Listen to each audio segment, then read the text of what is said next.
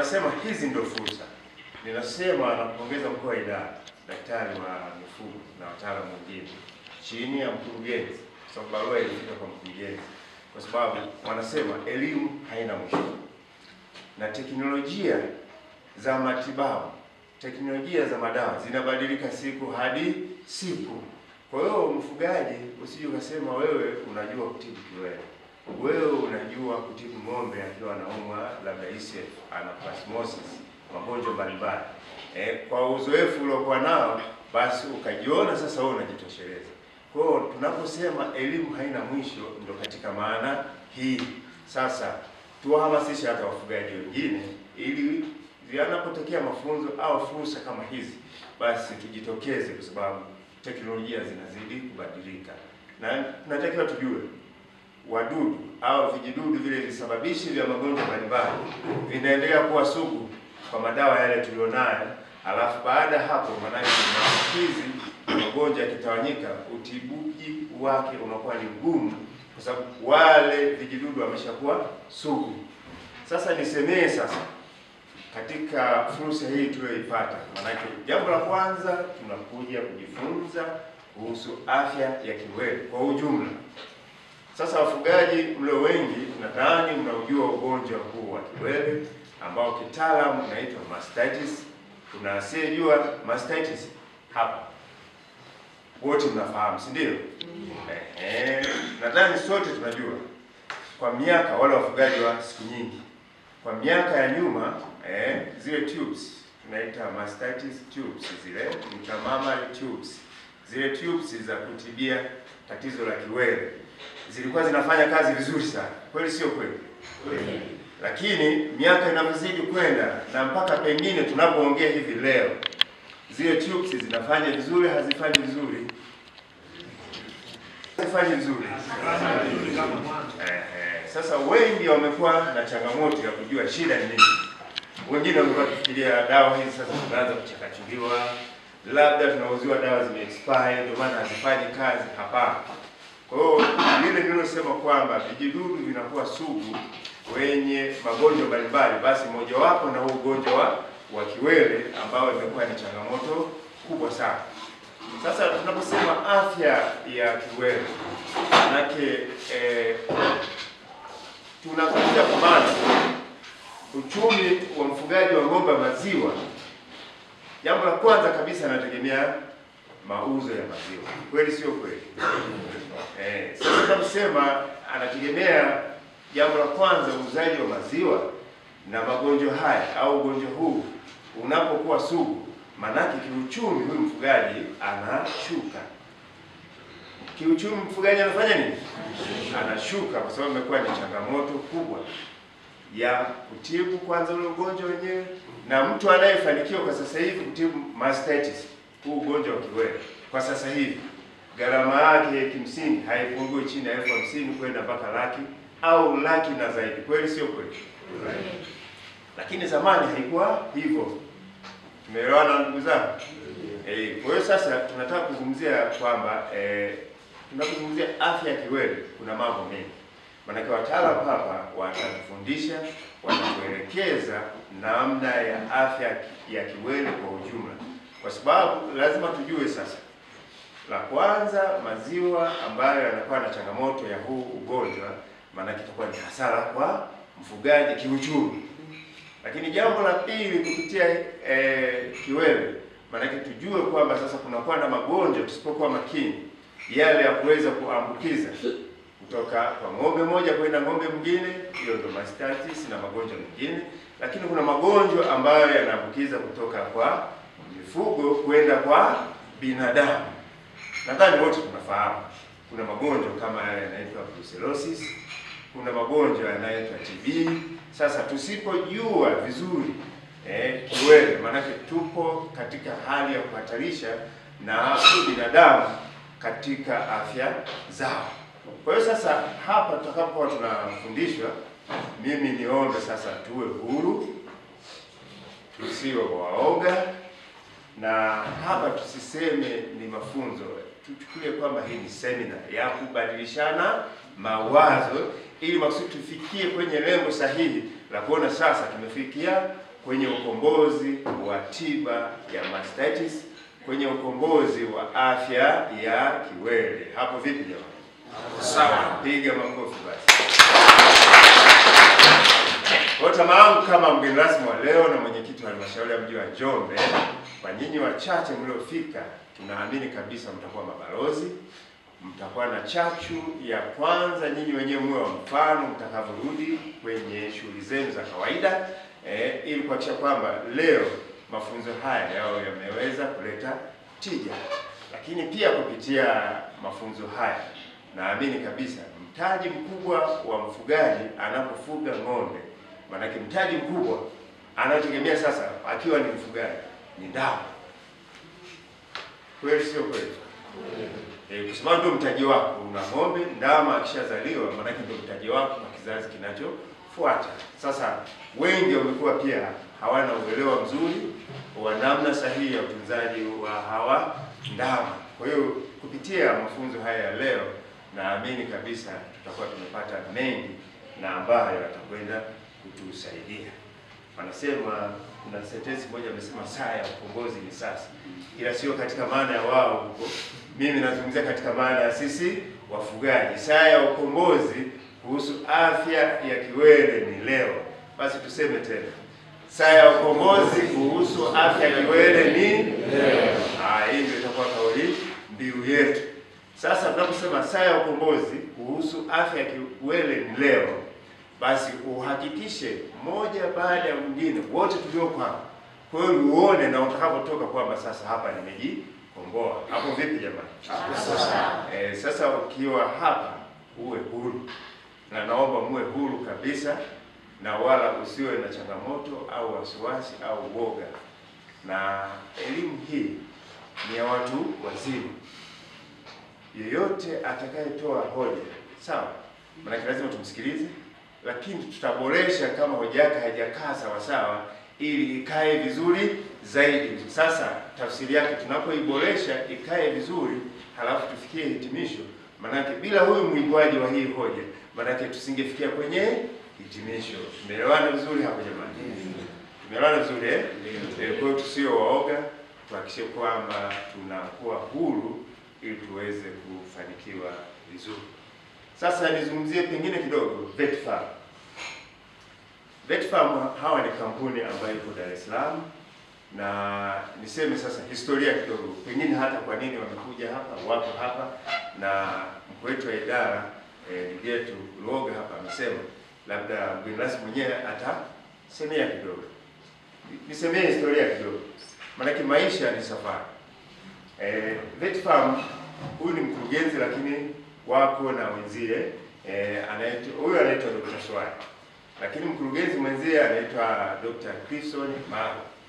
Sasa huyu Dr. Clifton Maro tumesoma wote katika shule ya sekondari Songea Boys miaka hiyo, piga makofi. Sasa huyu Dr. Clifton Maro yeye alisoma shule ya sekondari Uwemba. Sekondari wote nafikiri mnaifahamu. Lakini sasa mimi nilipokuwa niko Songea, yeye akaja nikiwa form 4, yeye akaja pale akiwa form 5. Sasa kile kitendo cha kuonekana kwamba ametoka Uwemba ndio jirani na nyumbani Utalingo, basi tukaanza kufahamiana na kutengeneza urafiki. Sasa yule daktari toka enzi hizo 1988 alikuwa na amekuwa rafiki yangu, na hatimaye sasa amekuwa kama ndugu yangu, ambapo hata familia ya mzee wetu Maolechi ikiwa pamoja na mdogo wangu ambaye yuko hapa wanawafahamu vizuri hawa, kwa sababu tumekuwa kama family friend na tumekuwa kama familia moja kwenye matukio mbalimbali, iwe ni ya shida au raha, tumekuwa tukishirikiana nao mpaka hapa. Hapo vipi jamani? Naifahamu sana hii kampuni na mambo wanayofanya. Kweli ni kampuni ambayo imekaa kitaifa na kimataifa, na nimekuwa na ushirikiano nao, na kuna baadhi ya bidhaa ambazo tumekuwa tukipata kutoka kwao. Kwa hiyo sasa niliposikia wana fursa hii ya kutoa mafunzo, nikiwa na wasiliana nao, nikasema jamani, hebu naombeni sasa. Naombeni kwa sababu mwenyewe niko kwenye tasnia ya mifugo, changamoto ya hili jambo hata kwetu iko kwa kiwango cha juu sana. Kwa katika kuwaomba sasa, katika kuwaomba, pamoja na kwamba kwetu sisi hawakuwa kwenye mpango katika bajeti yao, lakini katika kuwaomba basi wakakubali kwamba basi kwa heshima ya mahusiano tulionayo na wewe, basi na Njombe sasa tutaiwekea kwenye bajeti ili makusudi tuje tutoe mafunzo haya. Hapo vipi jamani? Kwa hiyo sasa nilikuwa nataka kutoa picha ujio wa hawa, kuna mahusiano tunaposema katika kuishi. Na mahusiano katika kufanya nini? Kuishi. Na ndio maana unakuta yuko mtaalamu wa mifugo pale amejitambulisha, Mpete Agrovet, maanake ni mtaalamu wetu wa mifugo ambaye yuko pale dukani kwetu, Mpete Agrovet. Na niseme kwa ufupi, haya yote mtakayojifunza, madawa yatakayokuwa yameelekezwa hapa pia yatapatikana pale Mpete Agrovet. Hapo vipi jamani? Sawa. Hapo vipi jamani? Sawa. Sasa kusema hapo vipi jamani, wengine wanasema sasa wengine lazima mshaanza kuingiza siasa. Siasa zipo hadi maeneo yote, hata ukiwa shambani kule nako ni siasa. Ukishika jembe unasema tunalima hivi, tunalima hivi. Wewe ile ni style, si ndio? Na ile ni siasa ya kilimo, si ndio hivyo jamani? Hapa tuko kwenye siasa ya ufugaji. Sasa kwa maneno haya, nisiwe na maneno mengi sana ya kuongea, ni washukuru sana VETFARM kwa kufika hapa, na nina imani mtatoa mafunzo yaliyo sahihi na yenye tija. Lakini niseme wafugaji, karibuni Mpete Agrovet Center. Haya madawa mtayapata pale, na tutakuwa na mashirikiano mazuri sana na hii kampuni, na nyinyi mnaweza kuchukua namba za simu kwa sababu ni daktari, mtaalamu wa mifugo. Tuendelee kuongeza wigo wa ufahamu mbalimbali katika ufugaji na ushauri mbalimbali. Sasa kwa maneno haya sasa nitamke rasmi, ninafungua haya mafunzo. Asanteni sana kwa kunisikiliza.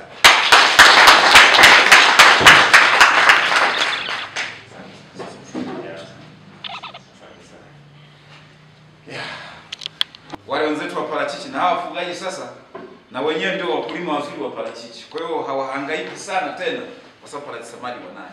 Basi ndugu zangu wafugaji, hatua inayofuata sasa tunaingia kwenye ratiba. Nafikiri ratiba umeziweka Polo, Wemba, Gomenyi, Yakobi na maeneo haya katikati ya mji. Sasa kutokana na hilo manake hapa ni mkusanyiko wa wafugaji kutoka kwa barabara. Sasa ni afya na ni furaha sana angalau mfugaji anayetoka Utalingolo afahamu hata mfugaji mwenzake anayetoka Yakobi, na anayetoka Yakobi afahamu mfugaji mwenzake anayetoka pale Igomeni.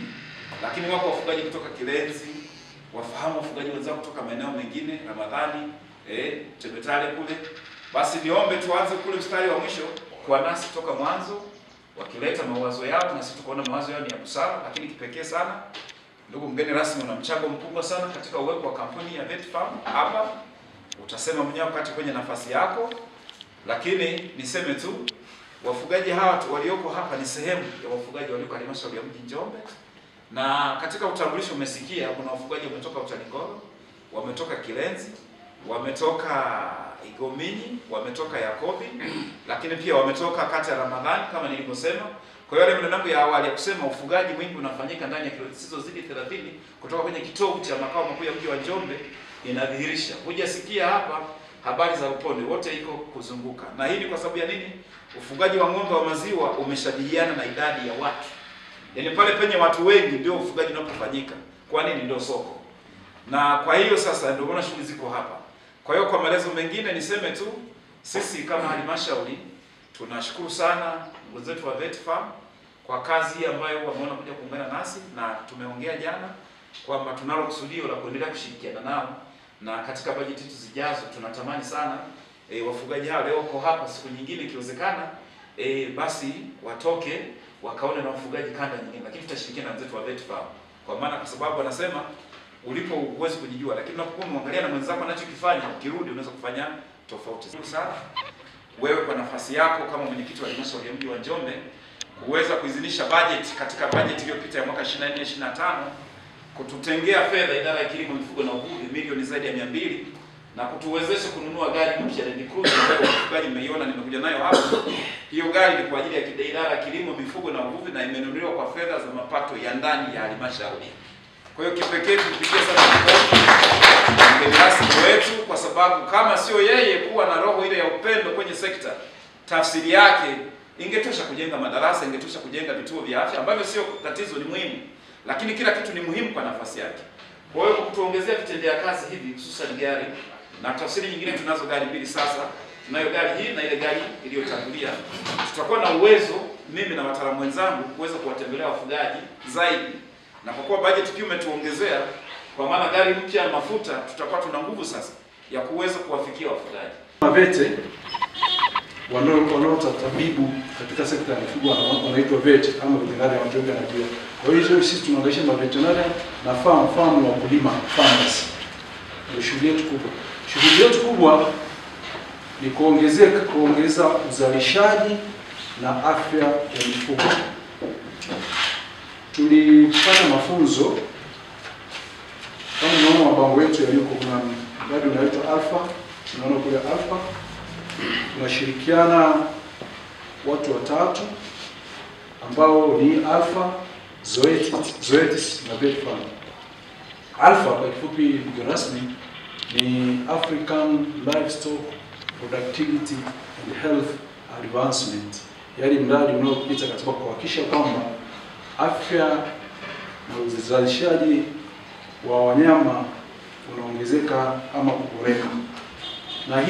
Na huu mradi uko katika nchi zote ambazo ziko chini ya jangwa la Sahara, ziko nchi 12, na kila nchi wana mtaalamu mmoja, ambayo kwa Tanzania bahati nzuri walichagua kampuni yetu ya VETFarm na mimi mkurugenzi kutoa.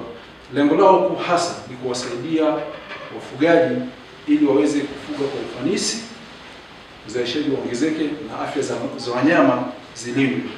Na wamejikita zaidi katika ng'ombe wa maziwa, kwa sababu wanajua kwamba sasa hivi ongezeko la watu linakuwepo, uhitaji wa chakula unaongezeka. Kwa hiyo maziwa ni hitaji mojawapo na ndio pekee ambao umekamilika. Lakini wakajua kwamba jambo moja ambalo linaharibu sana uzalishaji wa maziwa ni ugonjwa wa kiwele, ni afya ya kiwele. Kwa sababu afya ya kiwele ni pana. Kwa hiyo ndio wakachagua ile mikoa ambayo inafuga ng'ombe wa maziwa kwa wingi, wakatuliza tumeweza kupata hii elimu. Kwa hiyo tunakaribisheni sana, sio pamoja nasi, msimalize mbili tuangia wakati wa mafunzo. Nikushukuru kwa idara na mgeni rasmi. Asante.